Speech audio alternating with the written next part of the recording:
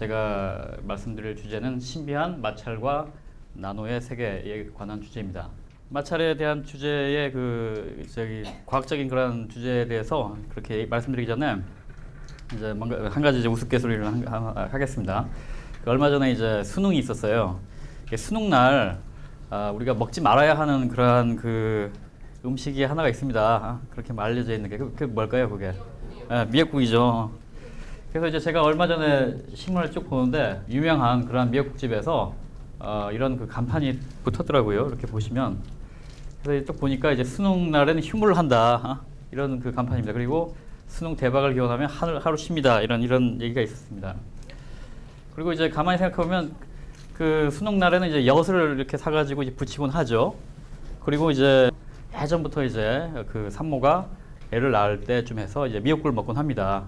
그 이제 물론 이제 영양소도 풍부하지만 그 이제 잘 미끄럽게 애를 낳으라는 그런 또 여러 가지 그런 개념이 있었던 것 같아요. 그래서 가만히 보면은 우리 관습이라든지 개념에 그런 어떤 미끄러지고 잘 붙고 이런 마찰에 관련된 그런 개념이 있었다는 겁니다. 굉장히 흥미로운 것 같아요. 그래서 다시 한번 제가 이제 과학적인 그런 부분에 가면 마찰력에 대한 연구가 이제 그런 관점에서 우리가 굉장히 흥미롭게 느낄 수 있는 부분이라고 생각합니다. 마찰력에 대한 연구를 트라볼로지라고 합니다. 트라보가 그리스어로는 문지른다는 뜻입니다. 러빙, 그러니까 문지르는 그거에 관한 학문이 트라볼로지라고 합니다.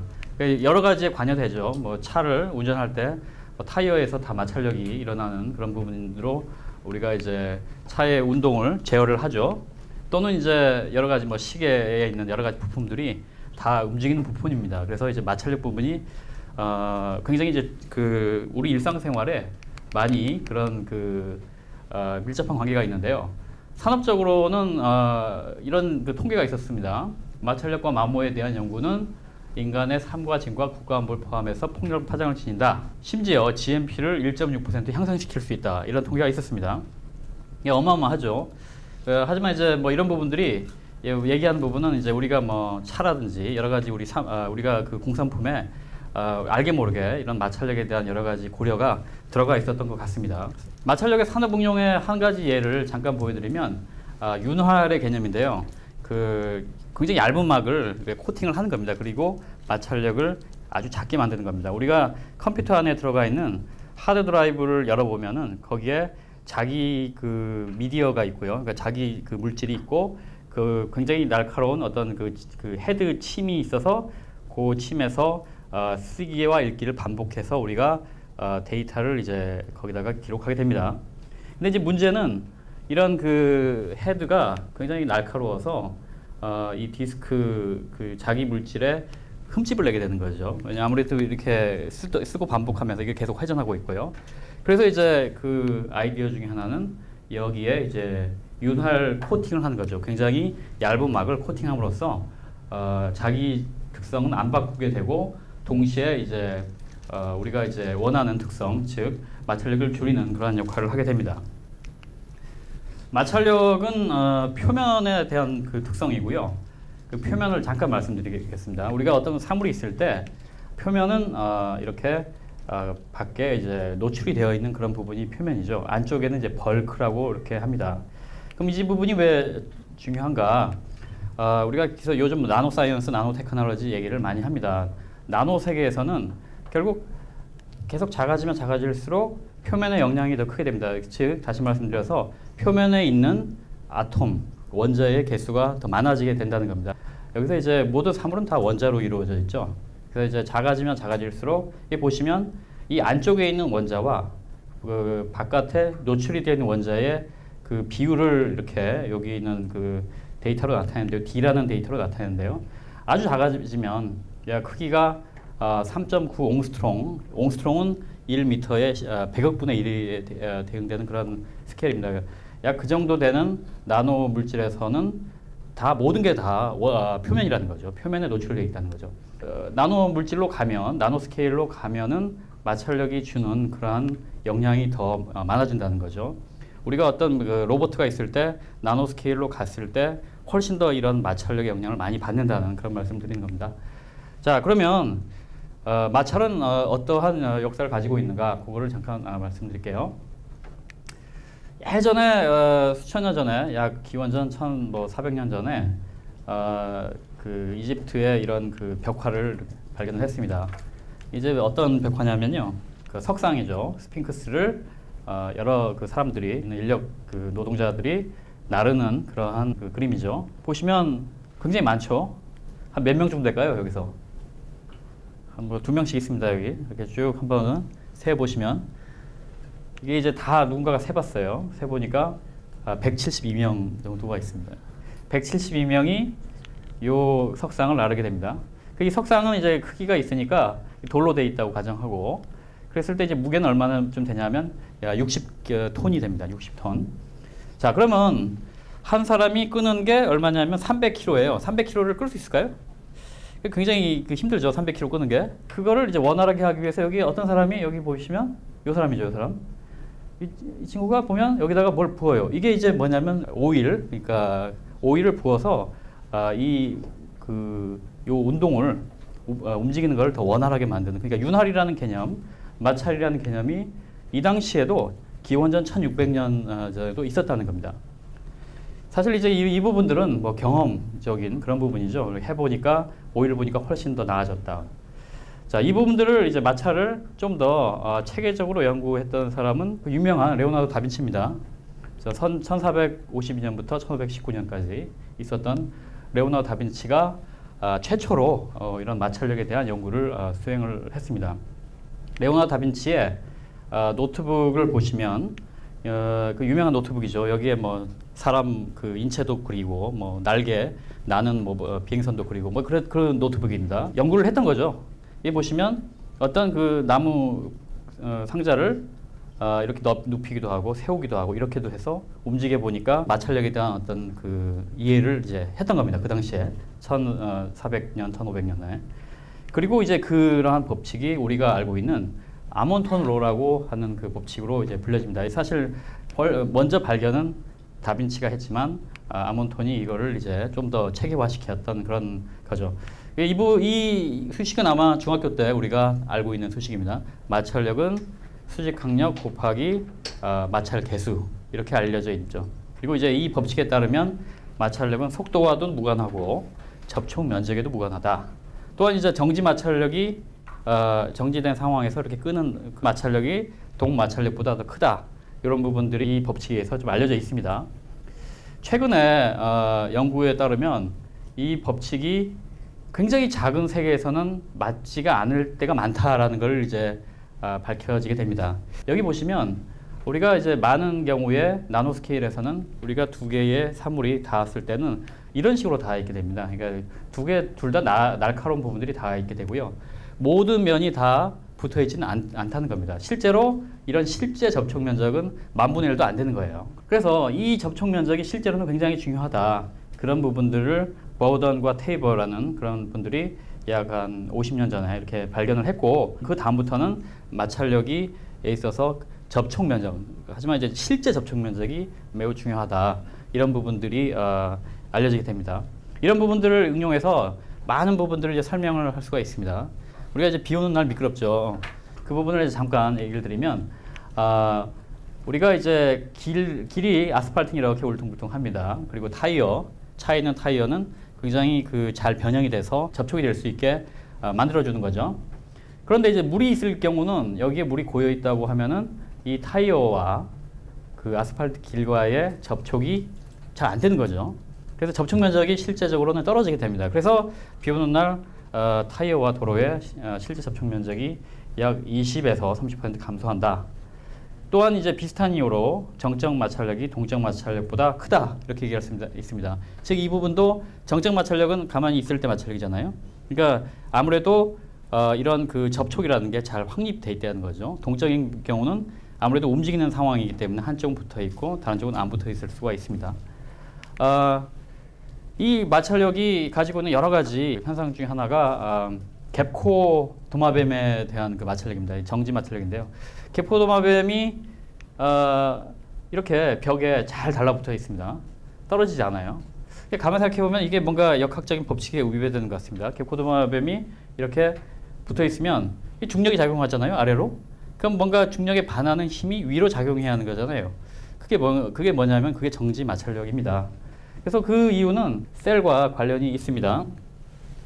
제가 개코도마뱀에 대한 그 영상을 준비를 했는데요. 그 초등학교에서 그 선생님하고 우리 초등학교 학생이 테스트를 하는 거예요. 정말 개코도마뱀이 올라간가? 이게 올라가죠. 그리고 나서 이제 한 가지를 더 테스트를 해요. 그 테스트는 이제 과연 개코도마뱀이 아무데나 잘 올라가는가? 그거 테스트를 합니다. 참 이게 어떻게 보면 이제 놀라운 것 같습니다. 그 이유는 그러니까 여기서 이제 그 보여주는 부분 중에 하나는 아무 표면이나 간다는 거예요. 아무 표면. 그게 이제 굉장히 중요한 것 같습니다. 그 얘기는 개코도마뱀의 발과 이 표면에 있는 그 힘이라는 부분이 굉장히 일반적인 힘이다. 어떤 특정한 분자나 화학적인 이런 그런 성분이 있는 게 아니고 그런 특정한 힘이 아니고 굉장히 일반적인 힘이다. 그 일반적인 힘이 이제 이쪽 그 역학 쪽에서 이제 반드레발스 힘이라고 합니다. 그때 이제 가장 중요한 게 결국 이제 접촉 면적입니다. 접촉 면적을 이 개코도마뱀은 더 극대화시킬 수 있는 거죠. 가만히 이제 이 손을 잘 살펴보면 이런 식으로 티슈가 이제 형성이 돼 있고 이 안에 또 마이크로 티슈가 있습니다. 그래서 이 마이크로 티슈가 이런 식으로 표면에 쫙 달라붙게 이렇게 돼 있는 거예요. 그래서 이러한 개코도마뱀의 놀라운 그러한 정지 마찰력, 흡착력은 이러한 그 티슈 안에 있는 마이크로 티슈에 의한 그런 접촉 면적을 극대화시키는 그런 능력에 있는 겁니다. 그래서 사실 이러한 부분들을 최근에 많이 연구를 하고 있습니다. 이 부분을 정말로 엔지니어링을 통해서 이렇게 할 수가 있는 거 아닌가. 그래서 이제 만약에 그런 부분이 되면 뭐 어떤 부분이 가능할까요? 뭐 영화처럼 뭐 스파이더맨 이런 식의 구현이 가능할 거라고 생각합니다. 뭐 개코도마뱀이 거의 가능하니까요. 자, 그리고 이 부분이 이제 개코도마뱀이었고요. 우리가 이제 이러한 나노 스케일에서 마찰력에 대한 측정을 어떻게 하는가 이 부분을 조금 더 말씀을 드리겠습니다. 마찰력 측정을 하는 방법으로 이제 굉장히 나노 스케일에서 원자력 현미경이라는 그런 그 테크닉 기구가 있습니다. 그리고 이제 마찰 측정기는 조금 더 뭐 밀리미터 크기라든지 이 정도에서 마찰력을 측정을 할 수가 있고요. 그래서 이 부분은 이제 원자력 현미경은 나노 스케일에서 마찰 측정기는 조금 더 큰 스케일에서 이제 측정이 가능한 그런 부분입니다. 그래서 잠깐 원자력 현미경에 대해서 말씀을 드리겠습니다. 원자력 현미경은 이 검침, 굉장히 날카로운 검침과 표면 사이에 어떤 전류라든지 힘을 측정을 해서 그 부분을 통해서 나노미터 스케일의 나노 수준의 형상을 표면의 형상을 얻는 그러한 그 기구입니다. 원자 현미경 또는 이제 주사 탐침 현미경이라고 불리는 그런 그 기구의 가장 그 원조는 이제 주사 터널링 현미경이라고 하고요. 주사 터널링 현미경은 1982년에 그 비니그와 로러 박사님들에서 발명이 되었고 4년 후에 노벨 물리학상을 수상을 했습니다. 이 두 분이고요. IBM 쭈리에 계셨었고요. 이분들이 이제 이렇게 실리콘 111의 원자를 처음으로 이제 표면에 있는 원자를 보았던 그런 업적이었습니다. 주사 터널링 현미경에 대해서 조금 더 말씀을 드리면 이렇게 굉장히 날카로운 검침이 있고 표면이 있을 때 우리가 양자역학적인 터널링 현상에 따른 그런 전류가 생성이 됩니다. 그래서 이 전류를 측정을 하게 되고요. 여기 있습니다.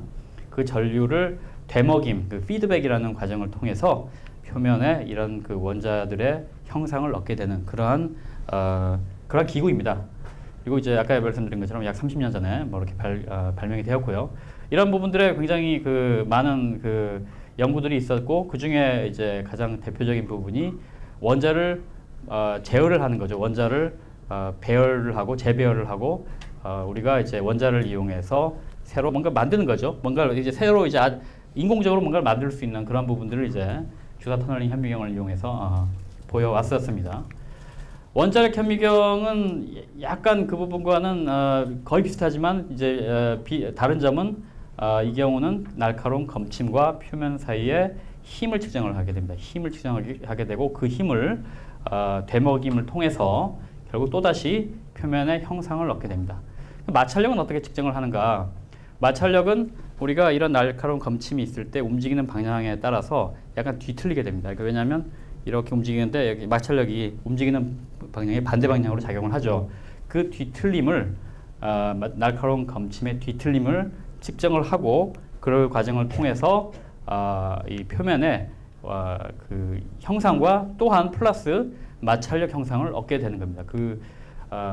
아주 자세한 제가 디테일한 부분들은 넣지는 않겠습니다. 하지만 이제 동시에 우리가 나노 수준에서의 형상과 마찰력에 대한 어떤 우리가 그 인포메이션을 얻을 수 있다. 그런 부분이 이제 마찰력 현미경의 구동 원리고요. 그래서 이런 부분들을 이용해서 뭐 최근에 그 수행했던 몇 가지 그런 연구 중에 하나가요. 그라핀인데요. 그라핀 뭐 굉장히 뭐 많이 여러분들 접하셨을 거라고 생각을 하는데요. 굉장히 놀라운 기계적인 또는 전기적인 특성을 가지고 있습니다. 그라핀은 이런 식으로 카본들로 이루어진 그런 한 층의 원자막이죠. 그래서 이제 이런 부분들을 가지고 여러 가지 다양한 그러한 그 산업 응용성을 이제 보여주고 있는데요. 전자 소자라든지요, 에너지 소자, 배터리 또는 슈퍼 카패시터 등등의 그런 응용들을 요즘 성을 위해서 많은 연구들이 이루어져 있습니다. 그라핀 위의 마찰력은 어떻게 될까요? 그라핀 이 부분이 이게 이제 실리콘 옥사이드라는 그러니까 실리콘 아까 말씀드렸는데 그 위에 이제 산화막이 형성되는 그런 부분인데요. 거기에 이제 그라핀을 이렇게 한 층이 있는 겁니다. 근데 이제 마찰력이 이렇게 희한하게 하나, 둘, 세 가지 형태로 이제 나타나게 됩니다. 이 부분이 이제 2011년에 사이언스에 게재된 그런 논문인데요. 여기에 이제 주름이 있습니다. 그라핀 위에 주름이 있어서 그 주름을 타고 넘어가느냐 아니면 그 주름에 평행으로 가느냐에 따라 가지고 마찰력의 그 이미지가 좀 달라지게 됩니다. 그래서 다시 말씀드리면 이게 이제 구조에 대한 형상이고요. 이 부분은 이제 마찰력에 대한 형상입니다. 마찰력을 제어하는 이런 부분들도 사실 많은 연구들이 되어 있습니다. 그래서 이제 이 경우는 불소화를 시킨 그라핀에서 마찰력이 약 6배 이상 증가하는 이런 부분들을 통해서 그라핀 기반의 그러한 그 물질, 신소재에서 마찰력을 제어하는 이런 뭐 가능성을 이렇게 보여주는 그런 부분이라고 이제 말씀을 드릴 수가 있는 겁니다. 다시 우리가 이제 과학으로 들어가서 얼음은 왜 미끄러울까요? 우리가 이제 얼음 그렇게 가면서 이제 넘어져 본 경험은 많을 겁니다. 그래서 이제 이 부분에 대해서 그 연구자들이 많은 그런 연구를 사실 수행을 해왔습니다. 왜 얼음이 미끄러울까? 그래서 이제 여러 가지 뭐 가설과 그런 그 모델들이 있었어요. 첫 번째는 우리가 피겨 스케이팅 하는데 날이 있어서 그 압력, 그러니까 눌러주죠. 압력 때문에 그 물층이 생긴다. 그래서 미끄럽다. 근데 우리가 운동화를 신어도 얼음은 미끄럽죠. 운동화를 신어도 넘어지잖아요. 그죠? 그래서 이제 이 압력에 의한 건 아닐 것 같다라고 이제 생각을 하는 거죠. 그리고 실제로 날의 압력이 높긴 하지만 아주 그렇게 높지는 않아요. 그래서 그 부분이 얼음을 매서 물을 만들 정도는 아니다라고 이제 결과가 나왔습니다. 그래서 1번은 좀 아닌 것으로 이렇게 요즘은 이제 인식이 되고 있습니다. 2번은 자 우리가 움직일 때 스케이팅을 할 때 마찰력이 있죠. 마찰력이라는 건 열을 발생하지 않습니까? 그렇기 때문에 표면에 물이 생긴다. 열을 그 마찰력에 의해서. 하지만 또 가만히 생각을 해보면 우리가 피겨 스케이팅 그냥 스케이팅 탈 때는 가만히 있어도 미끄럽잖아요. 움직이지 않아도 가만히 있어도 이렇게 하다가 넘어집니다. 그래서 이거는 마찰력 때문은 또 아닐 것 같다. 2번도 좀 아닌 것 같다. 그러면 이제 과연 뭔가 얼음의 표면에 원래 물이 있었다는 겁니다.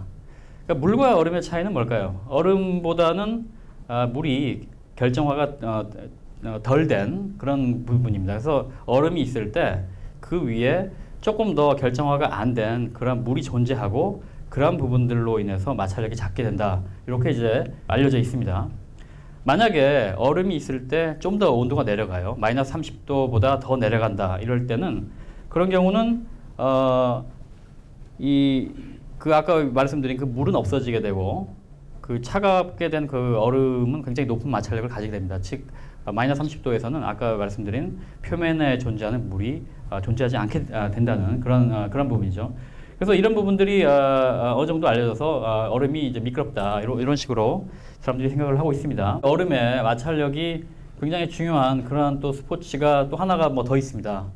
뭐 어떤 부분이 또 얼음이 마찰력이 중요할까요? 컬링입니다. 컬링에서 열심히 문지르죠. 예. 컬링에서 보면은 원래는 약간 얼음이 거친 얼음을 쓰게 됩니다. 그리고 계속 문질러주는데 그 문질러주는 이유 중에 하나는 첫 번째는 그 문지름으로써 열을 발생시키죠. 그래서 이제 온도를 조금 높이고 그래서 표면에 물을 형성하는 그런 부분들이 많고요. 두 번째는 원래 울퉁불퉁하니까 울퉁불퉁한 데보다는 이제 이렇게 고른 데가 마찰력이 적겠죠. 그래서 이제 표면을 고르게 만들어 줌으로써 마찰력을 더 줄이고 따라서 더 이 구가 더 멀리 갈 수 있게 그렇게 만들어주는 그런 그 스포츠라고 말씀드릴 수가 있고요. 하지만 사실 좀 더 복잡한 게 많아요. 이렇게 저게 회전할 때 어느 쪽으로 더 이렇게 해주느냐에 따라서 회전 뭐 운동을 좀 바꾼다든지 또는 이제 그 방향을 이제 바꾼다든지 뭐 좀 더 섬세한 부분이 많지만 가장 이제 큰 요인 두 가지가 이렇다는 겁니다. 그러니까 열을 발생시키고 표면을 이제 고르게 만들어주는 그런 부분들이 이제 가능하다는 거죠. 조금 더 이제 심도 있게 이 부분에 대해서 말씀을 드리겠습니다. 표면 위의 얼음의 구조, 이게 좀 이제 복잡해지기 시작합니다. 물은 수소 결합이라는 거를 합니다. H2O, 그러니까 수소가 있고 이제 산소가 있고 이 사이에 이제 약간 전하가 불균등하게 분포하게 됩니다. 하나는 전하가 더 많고 작고 그럼에 따라 가지고 이쪽에 있는 그 수소와 여기 산소의 결합, 요 부분이 이제 우리가 얘기하는 수소 결합이라는 거죠. 수소 결합. 근데 이제 표면 위에 이런 그 물이 어떤 식으로 존재를 하는가 이런 부분에 대해서 많은 최근에 이제 연구들이 있었습니다. 그 중에 가장 좀 대표적인 모델은 이 이제 두층 바이레이어 모델이라고 하는 겁니다. 바이레이어 모델에 따르면 표면에서 딱 이렇게 두 층만 있는 겁니다. 요 똑같은 형태로. 그리고 이 물이 표면과 잘 결맞게 이렇게 그 육각형 형태로 존재한다.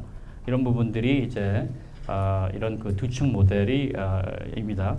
자, 그러면 과연 정말 물에서는 또는 얼음에서는 마찰력이 클까요? 그래서 이제 최근에 저희가 그 했던 그 연구 중에 하나인데요.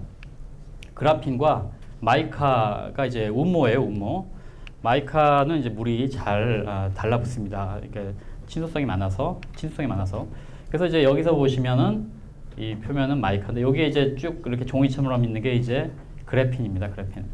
그 여기에 보시면 약간 뭐가 있죠. 이게 물층입니다. 물층이 아까 두 층이 딱 있는. 근데 물이 이제 물이라기보다는 이제 잘 결정하게 되기 때문에 얼음이라고 얘기를 하는 게 맞습니다.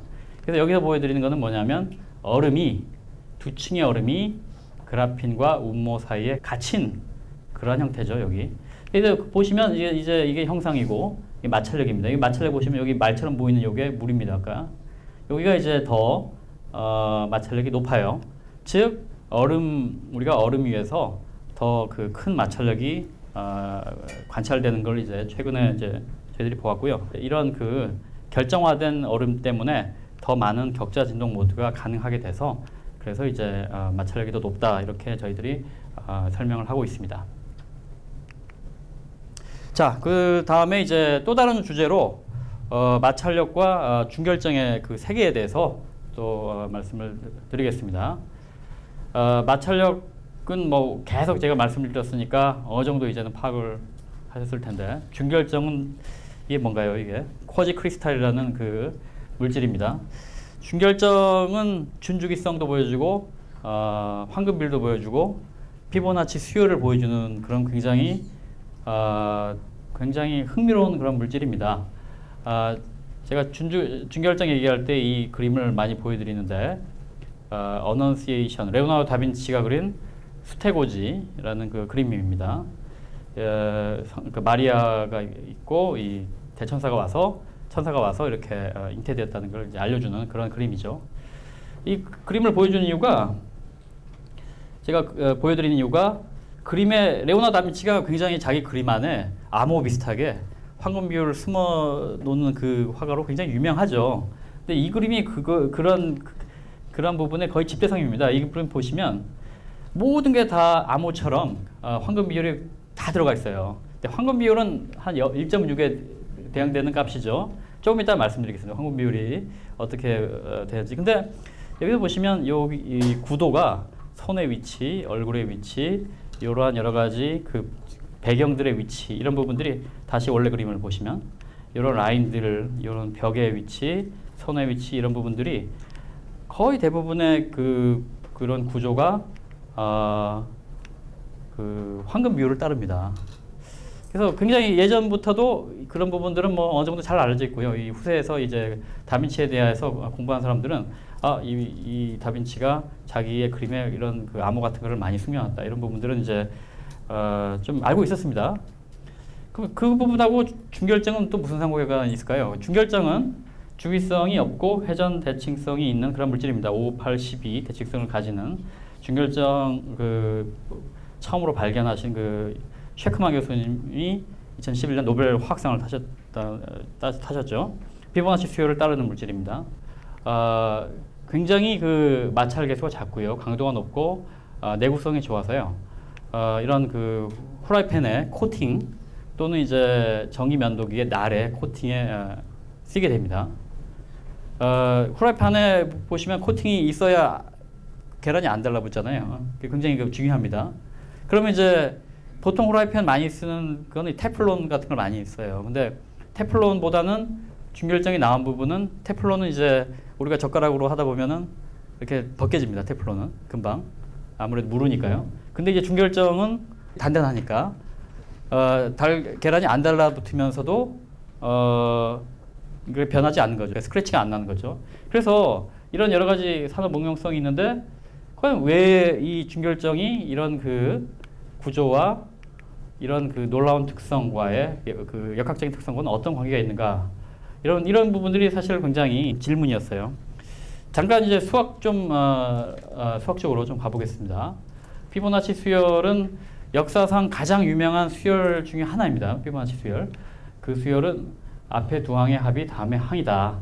뭐 이게 간단합니다. 그래서 우리가 1부터 시작을 하면 1, 앞에 0이니까요. 0과 1을 합치면 1, 1과 1을 합치니까 2, 1과 2 합쳐서 3, 5, 8 이렇게 가는 거죠. 그게 피보나치. 이 부분은 많이 잘 아실 거라고 생각을 합니다. 그리고 골든민, 황금 비율은 이게 계속 가서 이제 큰 숫자가 됐을 때 비율이 황금 비율입니다. 이 두 개 사이의 비율이 황금 비율로 수렴을 하게 되는 겁니다. 그래서 그 값이 1.618 정도 됩니다. 자, 이게 지금 피보나치 수열로 우리가 알려져 있는데요. 또 다른 형태를 좀 이해하려면은 소위 얘기하는 피보나치 토끼 순서라는 것을 좀 이해를 해야 합니다. 이 부분 좀 약간 집중을 해주세요. 이게 좀 헷갈립니다. 여기에 순서에 따르면 원래 애기 토끼가 있었습니다. 애기 토끼의 암수가 female male 암수가 원래 있었는데 다음 달에는 어른 토끼의 암수가 됩니다. 그래서 이제 그 패턴이 S에서 L로 간다라고 이제 얘기하는 거죠. S가 이제 애기 토끼의 암수고 L이 어른 토끼의 암수입니다. 자, 그럼 어른 토끼는 그 다음에 어떻게 되냐? 어른 토끼는 그 다음에 L을 낳는 거죠. 그래서 어른 토끼 암수 플러스 애기 토끼 암수가 되는 겁니다. 그래서 L이 LS가 된다. 다음 달에는. 자, 그럼 그 패턴으로 이렇게 가보겠습니다. S가 L이 되고 여기서 보시면 L이 LS가 되죠. 여기까지 하셨죠? 자, 여기서부터는 L이 LS가 되고 그러니까 L이 LS가 되죠. S가 L이 됩니다. 그래서 이제 LS, L이 되고 그 다음에는 요 L이 다시 LS가 되고 S가 L, L이 LS가 되는 거죠. 그래서 이렇게 요 부분이 LS 이렇게 하는 거예요. 그게 계속 반복되면 다시 한번 L이 LS, S가 L, L이 LS, L이 LS, S가 L 이렇게 하는 겁니다. 그래서 이제 이게 계속 반복되면은 아까와 같은 그런 형태의 문자의 배열이 나타나는 거죠. 그러면 이거랑 이제 피보나치 수열은 무슨 관계가 있는가? 아까 다시 보여드립니다. 피보나치 수열의 이 숫자가 이 아까 이 문자의 개수가 피보나치 숫자와 이제 같게 되는 거죠. 이게 황금분이라고 하는데요. 이 숫자의 이 문자의 개수가 5개잖아요. 이게 같은 겁니다. 이게 8개. 그 다음에 13개. 이렇게 하는 거죠. 그래서 이 부분을 피보나치 수열의 또 다른 형태, 황금끈이라고 골든 스트링이라고 해가지고 보통 이제 얘기를 하게 됩니다. 황금 비율을 이제 굉장히 유명합니다. 그 여러 가지 그 예전에 포세이돈 신전 같은 그런 그 건축물에도 많이 나타나게 되고요. 보시면 이 포세이돈 신전에서 요 이제 황금 비율입니다. 요걸 자르는 비율을 1대 1.6으로 맞추고요. 이 안에서도 1대 1.6으로 이걸 맞추고 이 안에서도 1대 1.6으로 맞추고 이게 굉장히 다양하게 이 그 황금 비율을 적용을 했던 부분들이 예전에 그런 건축물들에서는 많이 나타나게 되고요. 자연계에서도 이런 그 피보나치 수열이 보이는 게 이제 이런 그 나선형 형태입니다. 나선형 형태에서 이렇게 하시면 피보나치 수열이 보이는데 이게 왜 그 나선형 형태가 피보나치 수열입니까? 제가 이제 무비를 하나를 갖고 왔습니다. 이제 1에서 2, 3, 5 이게 스파이럴 그 나선형 형태죠. 맞나요? 다시 한번 2, 3, 5, 그다음 8, 13, 21 그러니까 이렇게 나선형 형태로 가는 그런 패턴이 피보나치 수열에서 나오는 겁니다. 심지어 우리 그 인체에도 이 피보나치 수열을 따르는 그런 부분이 있습니다. 손가락입니다. 손가락. 이 손을 보시면 한번 볼까요? 이 손을 보시면 여기도 뼈가 하나가 더 있어요. 뼈가 하나 있고 2개, 3개, 4개. 이 4개의 뼈가 있습니다. 하나, 둘, 셋, 넷. 여기는 잘 안 보일 수도 있는데. 그래서 여기입니다. 여기 하나, 둘, 셋, 넷. 그 비율이 역시 또 그 비율이 피보나치 수열을 따르게 된다. 그런 부분들이 이제 알려져 있고요. 그래서 이 중결정의 그 마찰력이 과연 낮은 이유는 무엇일까? 이런 부분들에 대한 질문이 있었고, 그 당시 이제 이런 부분들에 대한 연구가 있었고요. 결국 이제 이 부분이 낮은 마찰력이 중결정이 가지는 준주기성과 정말 관계가 있는가 없는가 이런 부분에 대해 가지고 이제 질문이 있었는데 이거 예전에 이제 사실 제가 연구했던 그 한 2, 3년 전에 이 부분에 대해서 연구를 했었습니다. 흥미롭게 생각했던 부분은 레오나르도 다빈치 아까 얘기를 계속 했잖아요. 근데 마찰력도 처음으로 연구를 했고 황금 비율도 이렇게 많이 자기 그림에 넣었는데 이건 이제 레오나르도 다빈치 그림입니다. 이건 아예 노골적으로 황금 비율을 그냥 다 그려놨어요. 그래서 그런 걸 봤을 때 이런 부분들은 좀 일치일까, 우연의 일치일까 이런 부분들에 좀 생각이 좀 흥미롭게 이렇게 들었던 적이 있었습니다. 자, 그 부분은 이제 아무도 모르는 부분이죠. 하지만 이제 연구 부분은 이러한 부분들 준주기성이 가지는 낮은 마찰력을 연구하기 위해서 데카고날 중결정이라는 부분을 이용을 했고요. 이 데카고날 중결정은 보통의 중결정하고 다른 부분은요. 이쪽 방향은 주기성을 가집니다. 주기성. 그리고 다른 두 가지의 방향은 준주기성을 가집니다. 그러면 우리가 이 데카고날 중결정을 이렇게 잘 자르면 그러면은 굉장히 독특한 구조, 한쪽 방향으로는 주기성을 가지고 다른 방향으로는 준주기성을 가지는 그런 독특한 구조의 표면을 얻을 수가 있는 거죠. 그러면 우리가 그런 아까 준주기성과 낮은 마찰력의 상호관계에 대해서 거의 원자적 수준에서 얘기를 할 수 있다. 이런 부분에 창안을 해서 연구를 했었던 부분입니다. 아까 말씀드린 주사 터널링 현미경을 이용해서 데카고날 중결정의 표면을 보여드리는 겁니다. 크기가 1나노미터입니다. 그래서 여기 있는 모든 이렇게 볼록볼록 튀어나온 부분들은 다 아톰의 형상입니다.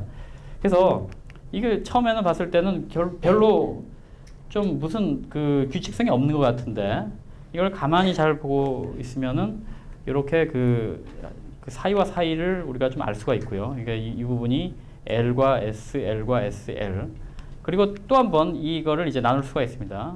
그래서 이 부분에 이런 여러 가지 배열들이 아까 보여드린 황금끈 그 테이블과 뭐 똑같이 일치가 되고요.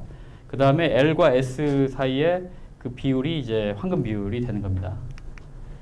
다시 이게 아까 그 주사 터널링 현미경 사진을 보여드리면 역시 다 이제 원자에 대한 부분입니다. 다 원자에 대한 구조들이고요. 한쪽 방향으로는 이렇게 주기성, 딱 이제 4옹스트롱이라는 주기성을 가지고요. 또 다른 부분은 이렇게 준주기성을 가지게 되고 피보나치 수열을 뭐 따라간다. 그리고 아까 그 테이블을 따라가게 됩니다. 그 다음에 주기성과 준주기성을 가지는 그런 그 표면에서 마찰력의 차이가 나타난다. 이런 부분들을 저희가 볼 수가 있었고요. 준주기성을 가지는 방향에서 주기성을 가지는 방향보다 약 8배가 작다. 이런 부분들을 발견을 할 수가 있었고요. 그 부분은 낮은 마찰력 자체가 준주기성을 가지는 그런 원자 구조와 이제 관계가 되고 그 부분에 대해서는 그 준결정, 준주기성을 가지는 물질이 격자 진동이 이제 힘들기 때문에 그래서 이제 마찰력이 더 작다. 이렇게 이제 얘기를 할 수가 있습니다. 그래서 이 부분이 이제 10년 전에 이제 사이언스라는 논문에 게재가 됐고요. 우리가 이제 나중에 뭐 이런 나노 로봇이 정말 우리가 쓸 수 있어서 그걸 질병을 치료한다든지 여러 가지 목적으로 쓸 때 그 나노 로봇이 뭐 혈관을 따라 가지고 간다든지 또는 이제 여러 가지 뭐 다양한 이런 그런 작용 오퍼레이션을 한다라고 했을 때 역시 이제 이 로봇과 표면이 가지는 그런 마찰력이 이제 굉장히 중요합니다. 그래서 이런 마찰력에 대한 이해라든지 제어에 대한 부분은 앞으로 그 나노로봇의 그 구동과 밀접한 관계가 있고 의료 및 다양한 분야에 쓰일 수 있을 거다 이렇게 이제 생각을 하고 있습니다. 마찰력이 굉장히 어려운 그러한 복잡한 물리적인 현상이라고 생각을 하실 수도 있지만 굉장히 우리 그 일상생활과 밀접한 관계를 가지는 그리고 이제 이해를 하기가 그렇게 어렵지 않은 그런 그 현상이다. 이런 부분을 좀 말씀드리고 싶고요. 그 다음에 마찰력이 굉장히 다양한 영역, 아까 그 바이오라든지요, 물 또는 에너지, 신소재 등등의 그런 분야와 밀접한 관계를 가진다라는 말씀을 드리면서 오늘 거의 뭐 장시간 이렇게 경청해 주셔가지고 대단히 감사드립니다. 이상으로 마치겠습니다. 감사합니다.